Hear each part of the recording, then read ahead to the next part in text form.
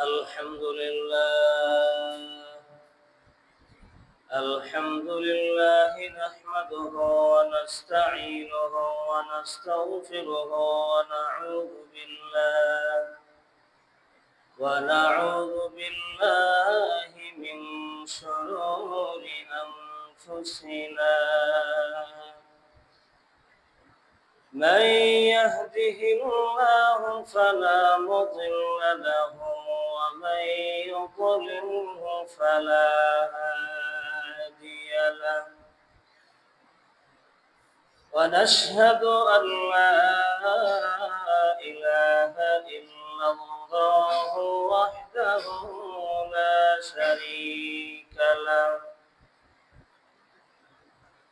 ونشهد أن سيدنا وسندنا وحبيبنا وحبيب ربنا وطبيبنا وطبيب قلوبنا ومولانا محمد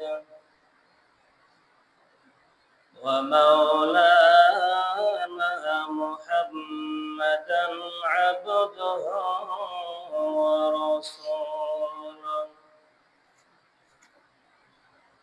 الذي أرسله الله تعالى بالحق بشيرا ونذيرا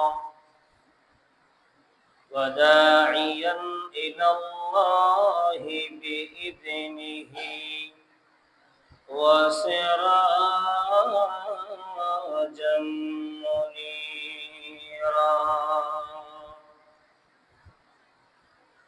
أما بعد فأعوذ بالله من الشيطان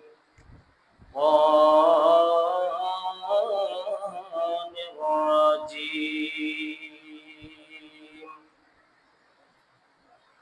بسم الله الرحمن الرحيم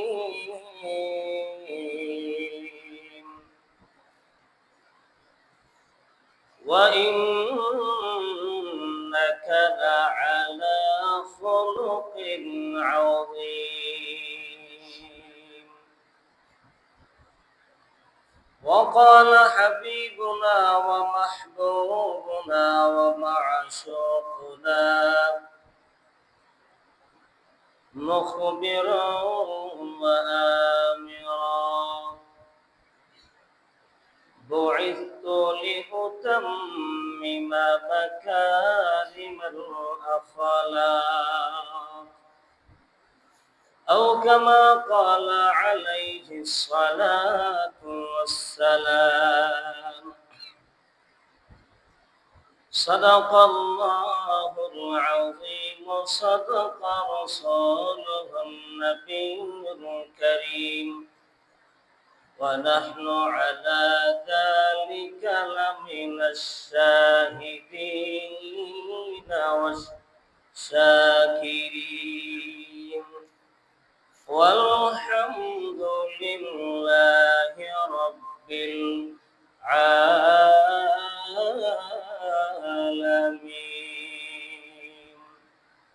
সকলে মহব্বতের সাথে দরুদ ইব্রাহিম পড়ি اللهم صل على محمد وعلى آل محمد كما صليت على إبراهيم وعلى آل إبراهيم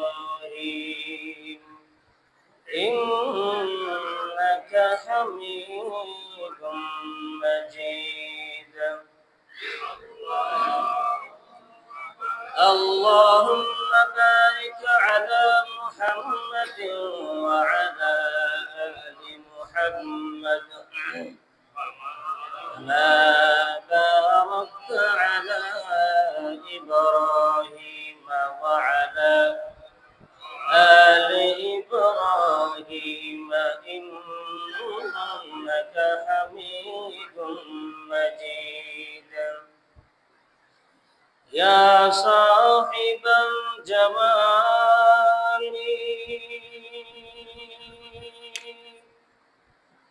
ويا سيد البشر من وجهك المنير لقد نور القمر بلغ العلا بكماله كشف الدجى بجماله حسنت جميع خصاله صلوا عليه وآله محمد সাথে আল্লাহ জিকির করি লা ইলাহা ইল্লাল্লাহ লা ইলাহা ইল্লাল্লাহ লা ইলাহা ইল্লাল্লাহ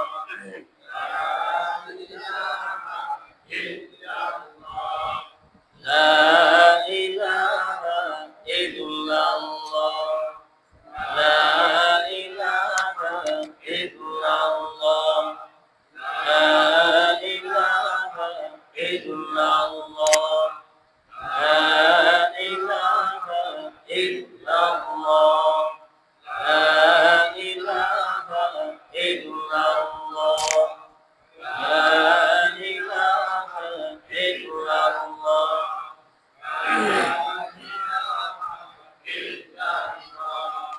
لا إله إلا الله لا إله إلا الله لا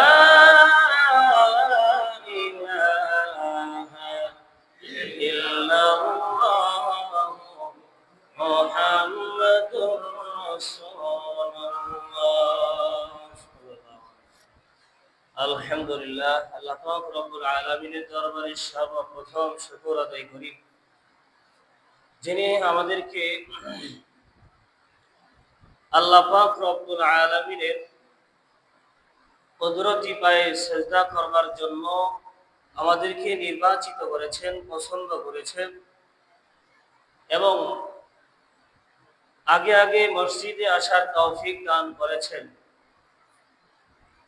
এবং সুস্থতার নিয়ামত দান করেছেন। এই জন্য আল্লাহ পাক রব্বুল আলামিনের দরবারে উচ্চ আওয়াজে মুসলমানের কণ্ঠে একবার কালিমাতু শুকর আদায় করি, সকলেই পড়ি আলহামদুলিল্লাহ।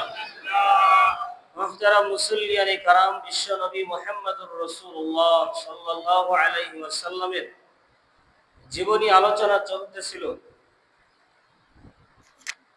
তো বিশ্বনবী মুহাম্মদুর রাসূলুল্লাহ সাল্লাল্লাহু আলাইহি ওয়াসাল্লামের বয়স যখন 8 বছর হয় তখন রাসূলের দাদা আব্দুল মুত্তালিব দুনিয়া থেকে বিদায় গ্রহণ করেন। তখন আব্দুল মুত্তালিবের বয়স ছিল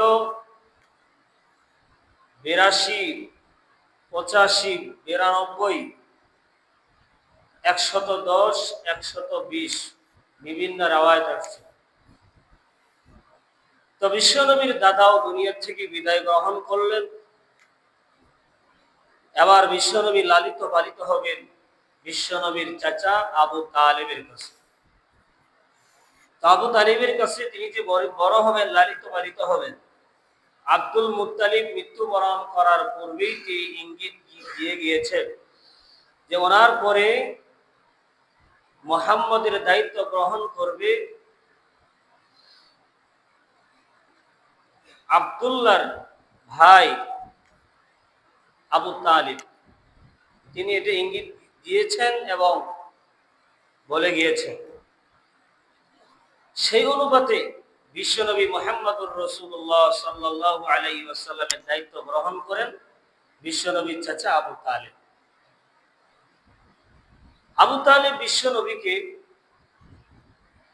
অনেক স্নেহ এবং ভালোবাসা দিয়ে লালন পালন করেন।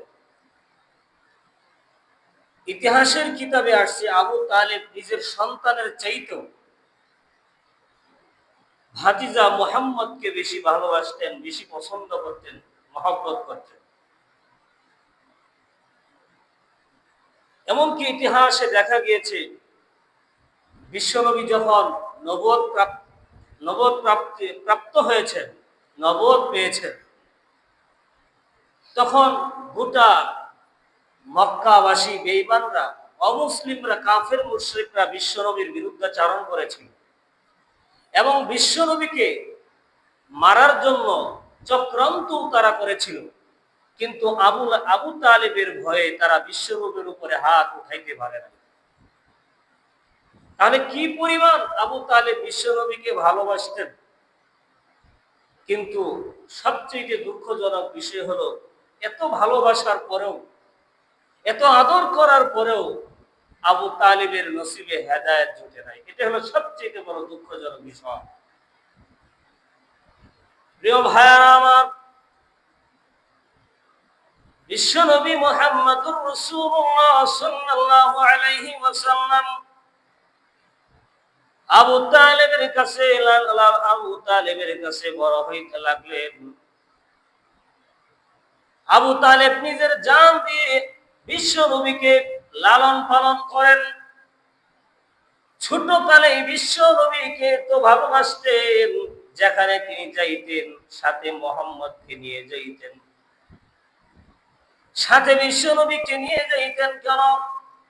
কারণ হলো বিশ্বনবী এতিম, মা বাবা নাই, কোথায় যাবে? আবার কেউ যদি তার উপরে কোনো আক্রমণ করে বসে, ক্ষতি করে বসে, এই জন্য আবু তালেব কোন সময় বিশ্বনবীকে ছাড়া কোথাও যাইতেন না। আবু তালেব বিশ্বনবীকে এত ভালোবাসতেন, দেখেন বিশ্বনবীর ওসিলা গ্রহণ করে তারা আল্লাহর কাছে বৃষ্টি প্রার্থনা করত। ওই সময় যখন নবীর বয়স কেবল মাত্র 8 বছর, 9 বছর। মক্কায় খরা পড়ে গেল, বৃষ্টি নাই, পশু পাখিগুলো তৃষ্ণার কারণে মারা যাচ্ছিল, গাছপালাগুলো শুকনা হয়ে যাচ্ছিল, অনাবৃষ্টির কারণে খরা পড়ে গেল। তখন মক্কার লোকেরা আবু তালেবের দরবারে আসলো। আসার পরে বলতেছে, আবু তালেব, আল্লাহর কাছে দোয়া করেন, আল্লাহ যেন আমাদেরকে বৃষ্টি নাযিল করেন, আল্লাহ যেন বৃষ্টি দেন। তখন তো তার আল্লাহকেও বিশ্বাস করতো, কিন্তু মুশরিক ছিল। আবু তালেব তাদের কথা অনুপাতে বিশ্বনবী মুহাম্মদুর রাসূলুল্লাহ সাল্লাল্লাহু আলাইহি ওয়াসাল্লামকে সাথে নিয়ে বাইতুল্লাহর দিকে রওনা করলেন। বাইতুল্লাহর কাছে গিয়ে বাইতুল্লাহর দেয়াল ঘেঁষে দাঁড়াইলেন। নিজের পিঠ বাইতুল্লাহর দেয়াল ঘেঁষে দাঁড়াইলেন, পিঠ দেয়ালের সাথে লাগাই দিলেন। আল্লাহর কাছে প্রার্থনা করবেন বৃষ্টির জন্য। দেখেন সেই সময় তারাও বাইতুল্লাহকে অনেক মর্যাদা দিত, বাইতুল্লাহর অনেক সম্মান তারা করত। তারাও জানতো বাইতুল্লাহকে সামনে নিয়ে যদি আল্লাহর দরবারে দোয়া করা হয়, আল্লাহ সেই দোয়া ফেরত দেন না। হযরত ইব্রাহিম আলাইহিস সালাতু ওয়াস সালামের ইতিহাস, তিনিও যখন বাইতুল্লাহ নির্মাণ করেছিলেন, নিজের সন্তান ইসমাইলকে সাথে নিয়ে বাইতুল্লাহর সামনে দাঁড়াইয়া আল্লাহর কাছে অনেকগুলো দোয়া করেছিলেন। যতগুলো তিনি দোয়া করেছিলেন সমস্ত দোয়া আল্লাহ কবুল করেছেন, কোন দোয়া আল্লাহ ফেরত দেন নাই। এই জন্য হাদিস শরীফের ভিতরে আসছে, কেউ যদি বাইতুল্লাহর ধারে কাছে গিয়ে আল্লাহর দরবারে দোয়া করে, এই দোয়া আল্লাহ কোন সময় ফেরত দেন না। প্রিয় ভাইরা আমার, বাইতুল্লাহ ঘেঁষে আবু তালেব দাঁড়ায় গেল, আল্লাহর কাছে দোয়া করবেন বৃষ্টির জন্য। আবু তালেব হাত উঠায় আল্লাহর কাছে দোয়া করে, আল্লাহ, মক্কাতে কোনো বৃষ্টি নাই, খরা পড়ে গিয়েছে, মানুষের কষ্ট, পশু পাখির কষ্ট হচ্ছে, আপনি আমার ভাতিজা মুহাম্মদ এতিম, এই সন্তানের ওসিলায় আপনি আমাদেরকে বৃষ্টি দেন। আল্লাহু আকবার। আমার ভাতিজা মুহাম্মদ এতিম, মুহাম্মাদের ওসিলা আমাদের উপরে বৃষ্টি নাজিল করেন। এইভাবে তিনি দোয়া করতে লাগলেন, বিশ্ব নবীকে ওসিলা বানায় দোয়া করলেন। এখন প্রশ্ন হলো, আল্লাহর দরবারে কি কি ওসিলা বানায় দোয়া করা যায় কিনা? ওসিলা গ্রহণ করে আল্লাহর কাছে দোয়া করা যাবে কিনা? কোন কোন ক্ষেত্রে ওসিলা বানানো জায়েজ, আবার কোন কোন ক্ষেত্রে ওসিলা বানায় দোয়া করা না জায়েজ। যেমন আল্লাহ পাক রব্বুল আলামিনের নাম, আল্লাহ পাক রব্বুল আলামিনের সিফতি নাম, এগুলোর ওসিলা গ্রহণ করে আল্লাহর কাছে দোয়া করা জায়েজ। দোয়া করলেন, আল্লাহ আপনার গফফার নামের ওসিলায়, এই যে নামের ওসিলায় আপনি আমাদের জীবনের গুনাহগুলো মাফ করে দেন, জায়েজ। আল্লাহর নাম সাত্তার, কেউ যদি বলে আল্লাহ আপনার সাত্তার নামের ওসিলায় আমাদের জীবনের গুনাহগুলোকে আপনি গোপন করে রাখেন, ডেকে রাখেন, প্রকাশ করিয়েন না, এইভাবে কেউ যদি আল্লাহর সিফতি নাম ধরে ধরে এর ওসিলায় যদি দোয়া করে জায়েজ আছে, কোনো সমস্যা নাই। এমনি ভাবে কোন নেক আমলের ওসিলা গ্রহণ করে আল্লাহর কাছে দোয়া করা জায়েজ। জীবনে কোন নেক আমল করেছেন, আল্লাহর কাছে দোয়া করলেন, আল্লাহ অমুক নেক আমলের ওসিলায় আমার জীবনের গুনাহগুলো মাফ করে দেন, জায়েজ। এর দলিল হলো ওই বনি ইসরাইলের সময় তিনজন যুবক তারা সফরে বের হয়েছিল। দেখেন, নেক আমলের ওসিলা গ্রহণ করে দোয়া করা জায়েজ, এবং নেক আমলের ওসিলায় কেউ যদি দোয়া করে দোয়া কবুল হওয়ার বেশি সম্ভাবনা আছে। বনি ইসরাইলের তিন যুবক সফরে বের হয়, হঠাৎ করে আকাশ খারাপ হয়ে যায়, ঝড় তুফান শুরু হয়ে যায়, পাহাড় কোথায় আশ্রয় নিবে জায়গা নাই। বনি ইসরাইলের তিন যুবক ওই পাহাড়ের একটা গর্তের ভিতরে আশ্রয় গ্রহণ করে। আশ্রয় যখন গ্রহণ করে, পাহাড়ের উপর থেকে বড় একটা পাথর ওই গর্তের মুখে এসে পড়ে যায়, এবং গর্তের মুখ দেখে যায়। বড় একটা পাথর মুখ ঢেকে ফেলে, এবং এখন ওই বনি ইসরাইলের যুবকরা ওই গর্ত থেকেও বের হইতে পারে না। হাদিস শরীফের ভিতরে আসছে, বনি ইসরাইলের ওই তিন যুবক তাদের জীবনের তিনটা গুরুত্বপূর্ণ নেক আমলের ওসিলায় দোয়া করেছিলেন, আল্লাহ আমার অমুক কাজটা যদি আপনার কাছে পছন্দ হয় তাহলে আমাদেরকে গর্ত থেকে বের করে দেন। সবাই এক একটা করে নেক আমলের ওসিলা করে আল্লাহর কাছে দোয়া করেছেন। আল্লাহ পাক রব্বুল আলামিন তাদের দোয়া কবুল করেছে। কোন বুজুর্গ নেক মানুষ তাদের ওসিলা গ্রহণ করে দোয়া করা যায়। নেক বুজুর্গ, নেককার মানুষ, আল্লাহর কাছে খুব পছন্দনীয় তাকওয়াওয়ালা মানুষ, তাদের ওসিলা গ্রহণ করে যদি দোয়া করা হয় তাও জায়েজ আছে। এর দলিল হযরতে ওমর রাদিয়াল্লাহু আনহু বিশ্বনবীর ইন্তিকালের পরে তিনি দোয়া করতেন, হযরতে আব্বাস রাদিয়াল্লাহু আনহু ওসিলা গ্রহণ।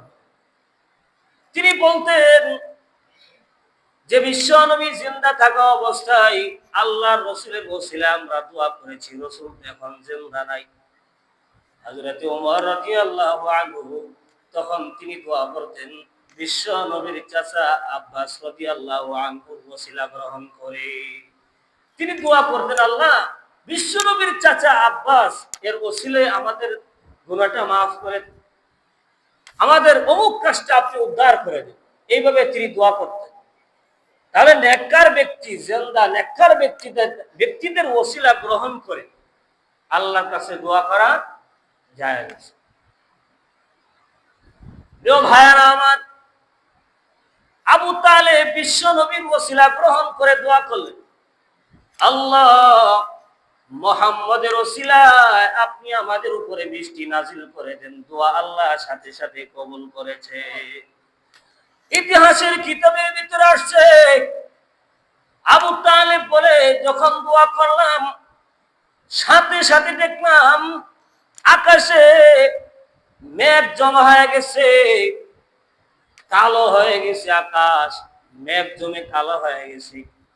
পরক্ষণেই দেখলাম হঠাৎ করে আকাশ থেকে বৃষ্টি, আল্লাহু আকবার, বৃষ্টি নাজিল হওয়া শুরু হয়ে গেল।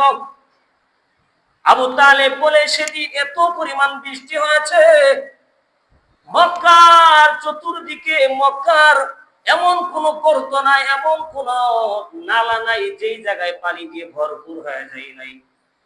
মক্কার সমস্ত জায়গায় বৃষ্টির পানি পৌঁছে গিয়েছে। আল্লাহু আকবার।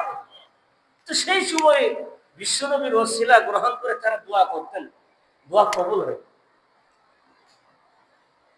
একবারের ঘটনা, বিশ্বনবীর যখন 12 বছর হবে, সংক্ষিপ্ত আকারে বলতেছি, এত তো ঘটনা বর্ণনা করে শেষ হবে না। কেবল নবীজির 12 বছর, 2 বছর ধরে আলোচনা চলতেছে। বিশ্বনবীর যখন 12 বছর হয়ে গেল, মক্কার লোকের একটা অভ্যাস ছিল, তারা ব্যবসার উদ্দেশ্যে বিভিন্ন অঞ্চলে যাইতো, বিভিন্ন দূর দূরান্ত পর্যন্ত তারা চলে যাইতো ব্যবসার উদ্দেশ্যে। মক্কার লোকেরা একবার মনস্থ করলো তারা ব্যবসার উদ্দেশ্যে যাবে সিরিয়াতে। কোথায়? সিরিয়াতে ব্যবসার উদ্দেশ্যে যাবে। সব কিছু প্রস্তুতি নিয়ে নিলেন।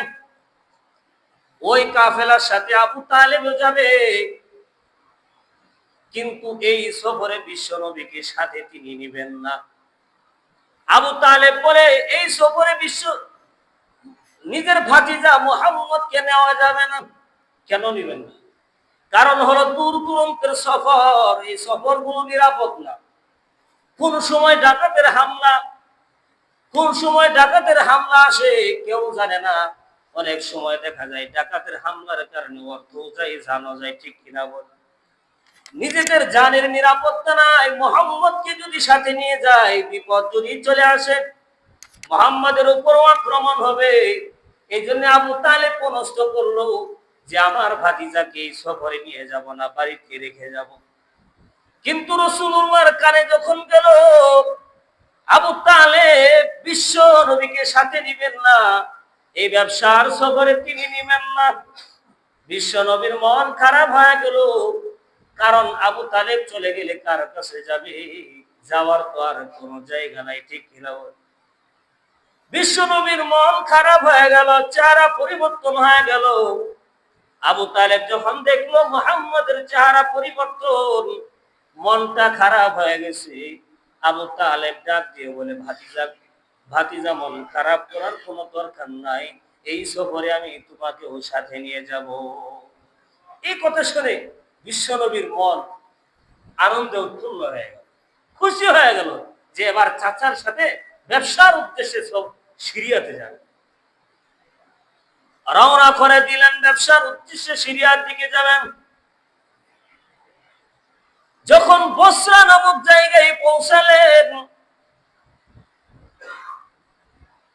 বসরায় যখন পৌঁছালেন, তখন ওই বসরাতে একজন খ্রিস্টান পাদ্রী বসবাস করত। ওই বসরা এক শহরের প্রান্তে একজন খ্রিস্টান পাদ্রী সেখানে বসবাস করত, থাকতো।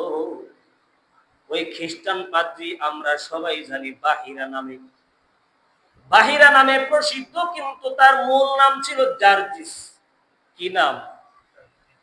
ওই খ্রিস্টান পাদ্রীর নাম ছিল জার্জিস, বাহিরা নামে তিনি প্রসিদ্ধ। ওই খ্রিস্টান পাদ্রী তার গির্জা থেকে দেখতেছিল যে মক্কা থেকে একটা ব্যবসায়ী কাফেলা তার সামনের দিকে আসতেছে। ওই খ্রিস্টান পাদ্রী তাকায় ছিল, যখন ব্যবসায়ী কাফেলা ওই বসরা শহরের খ্রিস্টান পাদ্রীর গির্জার কাছে চলে আসলো, তখন ওই খ্রিস্টান পাদ্রী তার গির্জা থেকে বের হয়ে গেল। বের হওয়ার পরে বিশ্ব নবীর বয়স তখন 12। বিশ্ব নবীর চেহারার দিকে তাকায় আছে, লম্বা সময় তাকিয়ে আছে। লম্বা সময় তাকানোর পর বিশ্ব নবীর দিকে আগিয়ে আসলো। আসার পরে বিশ্ব নবীর হাতটাকে ধরল। আল্লাহু আকবার। বিশ্ব নবীর হাত ধরলো। হাত ধরার পরে বিশ্ব নবীর নাম জিজ্ঞাসা করলো, তোমার নাম কি? বলে আমার নাম মুহাম্মদ। তোমার বাবার নাম কি? বলে আমার বাবার নাম হলো আব্দুল্লাহ। তোমার মার নাম কি? কয় আমার মার নাম হলো আমিনা। তুমি কোন বংশে জন্মগ্রহণ করেছো? নবী বলেন আমার বংশের নাম হলো কুরাইশ বংশ। আল্লাহু আকবার। এই বলে ওই খ্রিস্টান পাদ্রী বিশ্ব নবীর সামনে থেকে পিছন দিকে চলে গেল। যাওয়ার পরে বিশ্ব নবীর পিঠের উপরে হাত রাখছে। হাত রাখার পরে কি যেন খুঁজতেছে। খোঁজার পরে বিশ্ব নবীর সামনে দিকে এসে ওই খ্রিস্টান পাদ্রী চিল্লায় চিল্লায় বলতে লাগলো, হাযা সাইয়্যিদুল আলামিন, হাযা রাসূলু রাব্বিল আলামিন, ইয়াবআসুল্লাহু রাহমাতাল লিল আলামিন। আল্লাহু আকবার। খ্রিস্টান পাদ্রী চিল্লায় চিল্লায় বলতে লাগলো, এটা সাধারণ কোনো বাচ্চা নয়, হাযা সাইয়্যিদুল আলামিন, ইনি হলেন সারা বিশ্বের নেতা, হাযা রাসূলু রাব্বিল আলামিন, ইনি হলেন বিশ্ব জগতের রাসূল, ইয়াবআসুল্লাহু রাহমাতাল লিল আলামিন। আল্লাহ পাক রব্বুল আলামিন এই বাচ্চাটাকে সারা জগতের রহমত হিসেবে পাঠিয়েছেন। আল্লাহু আকবার। চিল্লায় চিল্লায় এরকম আওয়াজ দিতে লাগলো।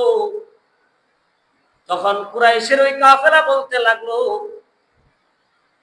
তুমি কেমনে বুঝলা ইনি রাসূল রাব্বিল আলামিন, আল্লাহ পাকের রাসূল হবেন? আপনি কেমনে বুঝলেন? আপনি কেমনে বুঝলেন ইনি আল্লাহর রাসূল হবেন, ইনি রাহমাতুল লিল আলামিন হবেন? আপনি কেমনে বুঝলেন? খ্রিস্টান পাদ্রী চারটি ডাক দিয়ে বলে, আমি তাওরাত পড়েছি, ইনজিল পড়েছি, জাবুর পড়েছি। তাওরাত, জাবুর, ইনজিল এই কিতাবগুলোর এমন কোন পৃষ্ঠা নাই যে পৃষ্ঠায় আখেরি নবীর প্রশংসার উল্লেখ নাই। আল্লাহু আকবার। প্রত্যেকটা পৃষ্ঠায় পৃষ্ঠায় আখেরি নবীর সিফত বর্ণনা করা আছে। প্রত্যেকটা পৃষ্ঠায় পৃষ্ঠায় আখেরি নবীর নাম উল্লেখ করা আছে। প্রত্যেকটা পৃষ্ঠায় পৃষ্ঠায় আখেরি নবীর সমস্ত গুণাগুণ সম্পূর্ণ বর্ণনা করা আছে। আমি তাওরাত, জাবুর, ইনজিল পড়ে আখেরি নবীর যে সিফাতগুলো আমি পড়েছি, সমস্ত সিফাতগুলো এই বালকের সাথে মিলে যাচ্ছে। আল্লাহু আকবার। খ্রিস্টান পাদ্রী ডাক দিয়ে বলে, আমি ইনজিলে পড়েছি, ইনজিলের ভিতরে উল্লেখ করা আছে শেষ নবী যিনি নবী হবেন তার নাম হবে মুহাম্মদ। আল্লাহু আকবার। তার নাম হবে মুহাম্মদ, তার নাম হবে আহমদ। এই বাচ্চার নাম আহমদ, মুহাম্মদ। তাওরাতের ভিতরে, ইনজিলের ভিতরে আসছে যিনি আখেরি নবী হবেন তার বাবার নাম হবে আব্দুল্লাহ। এই বাচ্চার বাবার নামটাও আব্দুল্লাহ। আমরা ইনজিলে পড়েছি যে আখেরি নবীর উম্মতের মা, আখেরি নবীর মার নাম হবে আমেনা এবং তার বংশটাও হবে কুরাইশ বংশ। এই বাচ্চার সাথে সবগুলো মিলে যায়। আল্লাহু আকবার। ইনি হলেন আখেরি জামানার নবী মুহাম্মদ। আর বলতে লাগলো, আমরা আমাদের আসমানি গ্রন্থে পড়েছি যিনি শেষ নবী হবেন তার দুই কাঁধের মাঝখানে মোহরে নবুয়ত থাকবে। এটা আমরা পড়েছি। মোহরে নবুয়ত কাকে বলে? মোহরে নবুয়ত হলো দুই কাঁধের মাঝখানে, বিশ্ব নবীর দুই কাঁধের মাঝখানে কবুতরের ডিমের মতো একটু একটা গোস্তের টুকরা, উত্থিত একটা গোস্তের টুকরার নাম হলো মোহরে নবুয়ত। খ্রিস্টান পাদ্রী বলে, আমি এই বাচ্চার পিছনে গিয়ে তার দুই কাঁধের মাঝখানে দেখেছি মোহরে নবুয়ত আছে। আল্লাহু আকবার।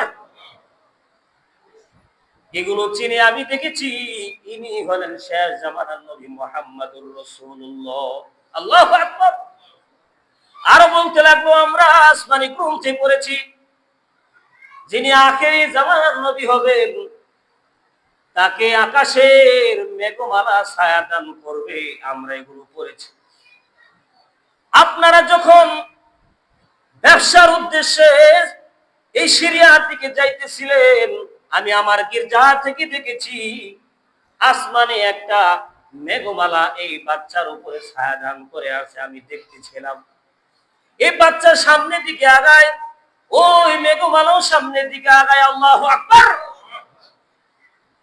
নবীর অসংখ্য প্রশংসা আমরা আসমানি গ্রন্থে দেখেছি। এই সব মুসিবত গুণগুলো এই বাচ্চার সাথে মিলে যায়। অতএব এই বাচ্চাটাই আখেরি জামানার নবী মুহাম্মদুর রাসূলুল্লাহ। আল্লাহু আকবার। এই কথা বলতে বলতে খ্রিস্টান পাদ্রী বলতেছে, আপনারা এই বাচ্চাটাকে রুমের দিকে নিয়ে যাবেন না, এই বাচ্চাকে নিয়ে সামনের দিকে আর সফর করবেন না। কারণ হলো রোমের মানুষেরা মুহাম্মদকে খুঁজতেছে, আখেরি জামানার নবী যিনি হবেন তাকে খুঁজতেছে মারার জন্য, কতল করার জন্য। অতএব আপনারা সামনের দিকে আর এগিয়ে যাবেন না। এই কথা বলতে বলতে সিরাতে মুস্তাফার ভিতরে আসছে যে দেখা গেল 7 জন যুবক, হৃষ্টপুষ্ট 7 জন যুবক অস্ত্রধারী সামনের দিকে এগিয়ে আসতেছে।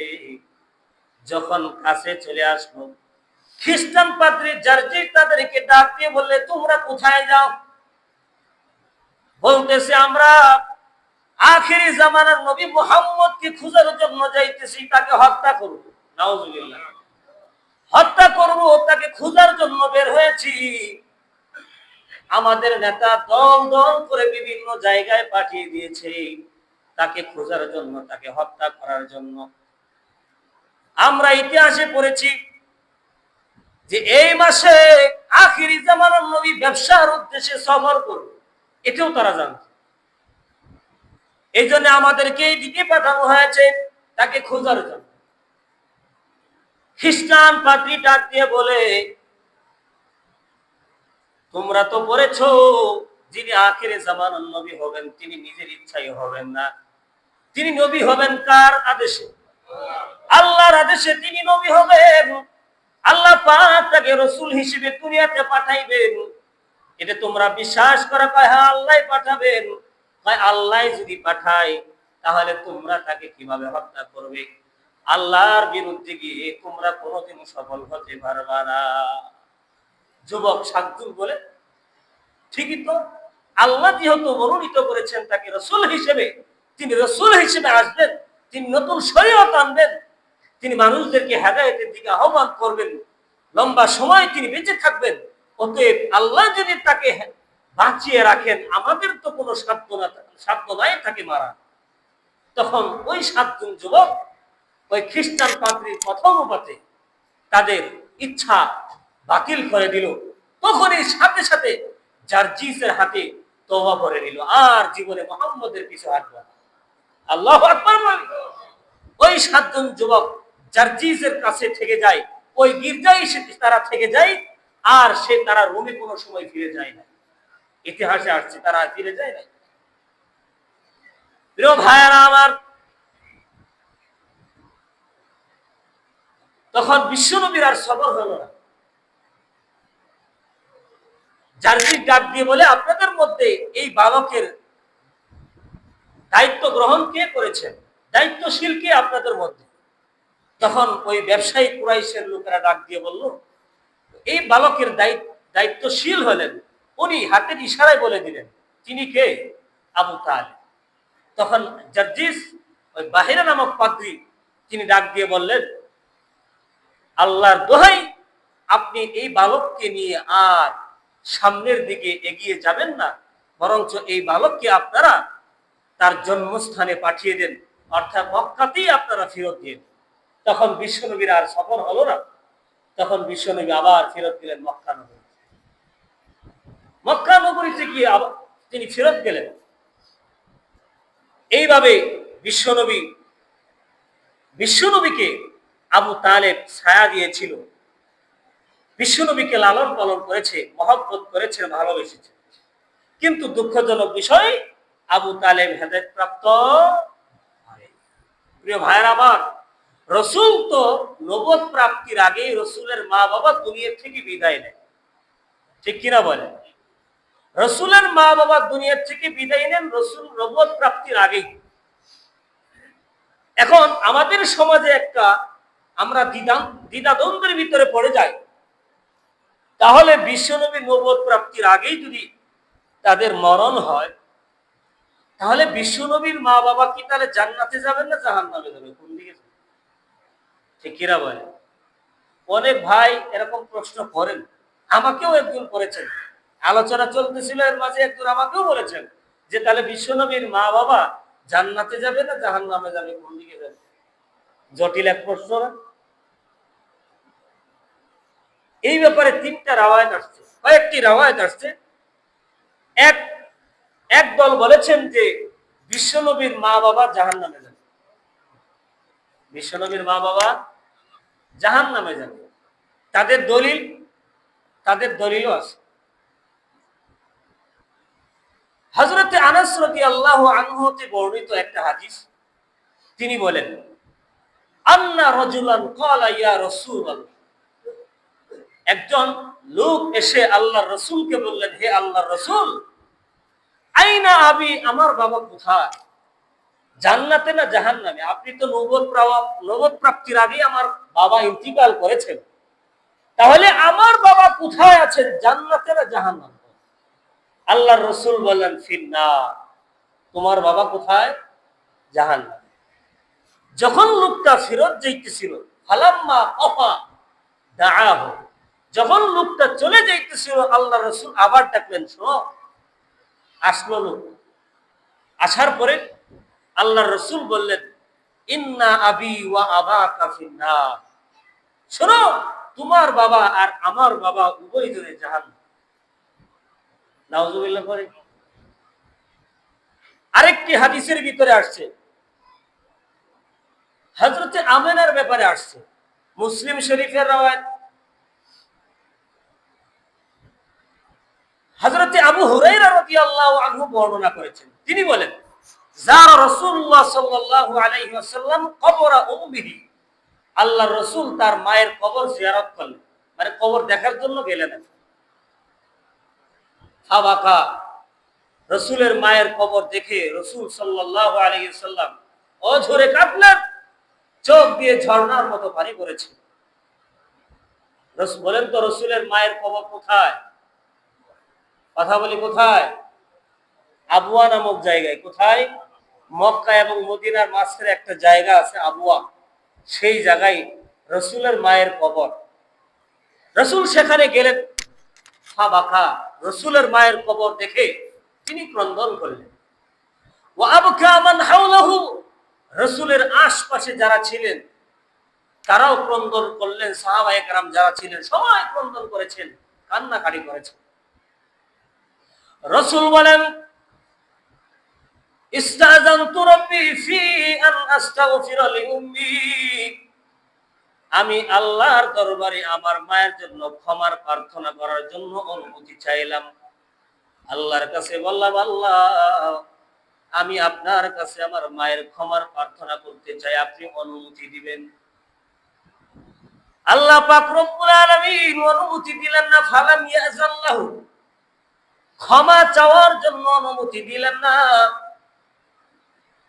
তারপরে আল্লাহর রাসূল বলেন, ইস্তাযানতু রাব্বি আন নাযুরা কবরা উম্মি, আমি আমার মায়ের কবর জিয়ারত করার জন্য অনুমতি চাইলাম, দেখার জন্য। এই জিয়ারত মানে দেখার জন্য। আল্লাহ পাক রব্বুল আলামিন অনুমতি দিয়ে দিলেন, কিন্তু ক্ষমা প্রার্থনার জন্য কি দিলেন না? অনুমতি দিলেন না। আচ্ছা, ক্ষমা প্রার্থনার জন্য অনুমতি কেন দিলেন? আমরা সবাই জানি আল্লাহ পাক বলেছেন যে মুশরিকদের জন্য ক্ষমা প্রার্থনা করা যায়, অমুসলিমের জন্য আল্লাহর কাছে ক্ষমা প্রার্থনা করা যায় নাই। এই হাদিস থেকে ইশারা পাওয়া যায় যে আল্লাহর রাসূলের মাও জাহান্নামী বিদায়ী আল্লাহ পাক রব্বুল আলামিন ইস্তেগফারের অনুমতি দিলেন না। এটা হলো তাদের দলিল যারা বলে যে রসুলের মা বাবা উভয় জাহান্নামী। আবার আরেক দল বলেছেন যে রসুলের মা বাবা জান্নাতি। তাদের দলিল কি? তাদের দলিল হলো যে বিশ্বনবীর মা বাবা পূর্ববর্তী আসমানি ধর্ম গ্রন্থের অনুসরণ করেছেন, তারা সাথে তারা মুশরিকও ছিলেন না। কারণ কোন ইতিহাসে পাওয়া যায় না বিশ্বনবীর মা বাবা মূর্তি পূজা করেছে, এমন ইতিহাস পাওয়া যায় না। মূর্তি পূজা তারা করেন নাই। তারপরে তাদের নামও এদিকে ইঙ্গিত করে তারা যে ভালো এবং আসমানি গ্রন্থের অনুসরণ তারা করেছেন, তাদের নাম থেকেও ইশারা পাওয়া যায়। বিশ্বনবীর বাবার নাম কি? আব্দুল্লাহ। এটা মুসলমানের নাম না অমুসলিমের নাম? সুন্দর নাম না অসুন্দর নাম? সুন্দর নাম, আল্লাহর গোলাম। এবং আমেনা, বিশ্বনবীর মায়ের নাম আমেনা, এটাও মুসলমানের নাম, সুন্দর নাম, অর্থবহ নাম।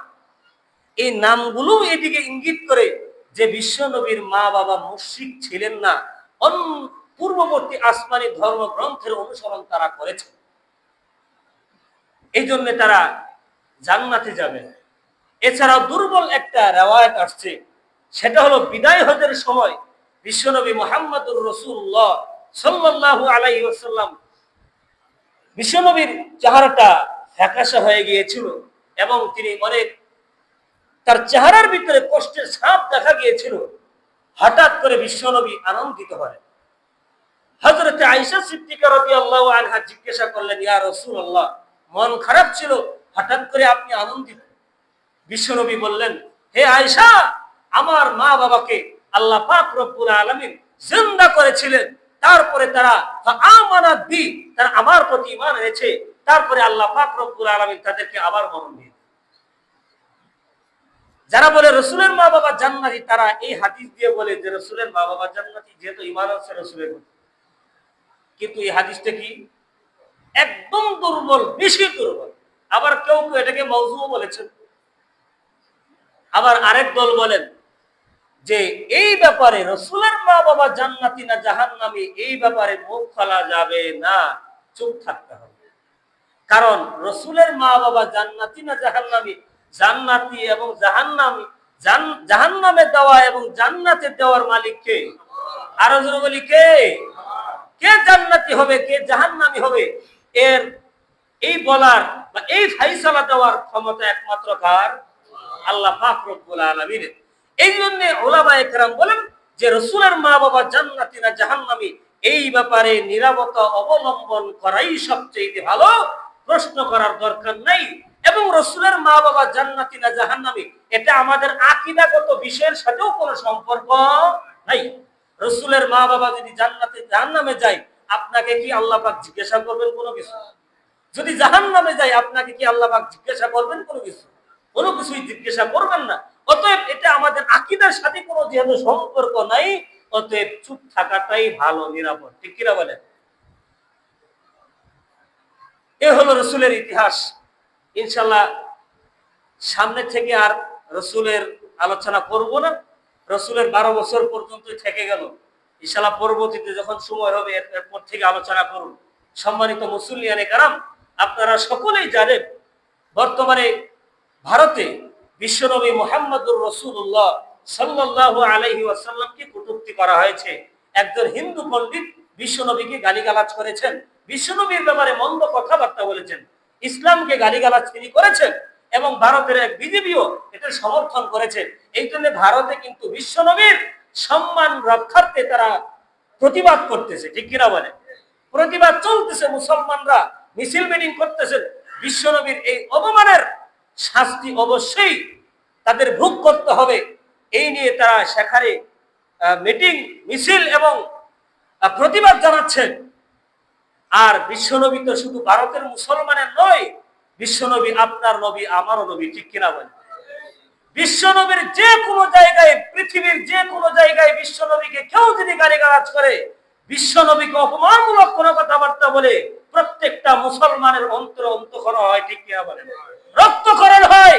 কারণ আমরা বিশ্বনবীকে নিজের জান দিয়ে বেশি মহব্বত করি, ভালোবাসি। ঠিক কিনা বলে?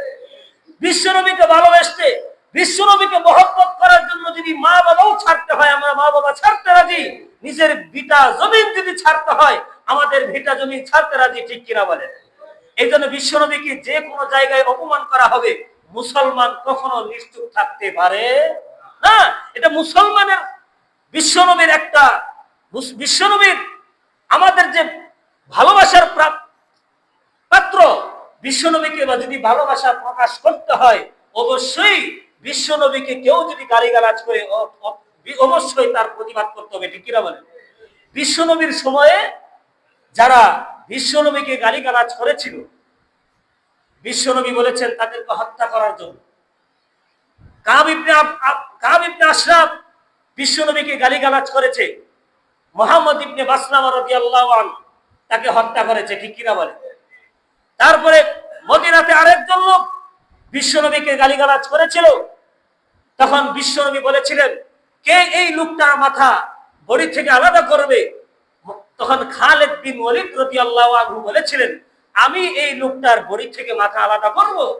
ঠিক তাই খালিদ বিন ওয়ালিদ সেখানে গিয়ে ওই বিশ্বনবীকে যিনি গালিগালাজ করেছে তার মাথা বডি থেকে আলাদা করেছে। এটা মুসলমানের দাবি। বিশ্বনবীকে যদি মহব্বত করি, ভালোবাসি, অবশ্যই আমাদের এটা করতে হবে। তবে শর্ত হলো, ইসলামের বিধান হলো যে কেউ যদি বিশ্বনবীকে গালিগালাজ করে, ইসলামের বিধান মান সাব্বা নাবিয়ান ফাকতুলুহু, যে নবীকে গালিগালাজ করবে তাকে হত্যা করা, এটা ইসলামের বিধান। তবে এই বিধান কে বাস্তবায়ন করবে? আপনি আর আমি বাস্তবায়ন করব না। এটা বাস্তবায়ন করার কাজ হলো রাষ্ট্রনায়কের কাজ। এটা রাষ্ট্রনায়কের কাজ। যদিও আমরা তাকে, এখানে ভারত যেহেতু মুসলমানের রাষ্ট্র না, মুসলিম রাষ্ট্র না, যদিও তাকে হত্যা করা যাবে না, তবে কমপক্ষে হলেও বিশ্বনবী ভালোবাসা বহিঃপ্রকাশের জন্য আমরা প্রতিবাদ করতে পারি, ঠিক কিনা বলেন? এই জন্য প্রতিবাদী হিসেবে আমাদের এই বাউনিয়াতে আজকে মিছিল হবে। আমরা বাউনিয়া বাজার থেকে আসবে, তারপরে টিনশেড মসজিদ থেকেও বের হবে, আমরা আমাদের এই মসজিদ থেকেও ইনশাল্লাহ বের হব। আমরা মেন রোডে গিয়ে ইনশাল্লাহ অবস্থান করব, সেখান থেকে মিছিল শুরু হবে। আল্লাহ পাক রব্বুল আলামিন আমাদের সবাইকে বিশ্বনবীর ভালোবাসা বহিঃপ্রকাশ করার তৌফিক দান করুন, আমিন। ওয়া আখির দাওয়ানা আলহামদুলিল্লাহি রাব্বিল আলামিন। কবলা জুমা 4 রাকাত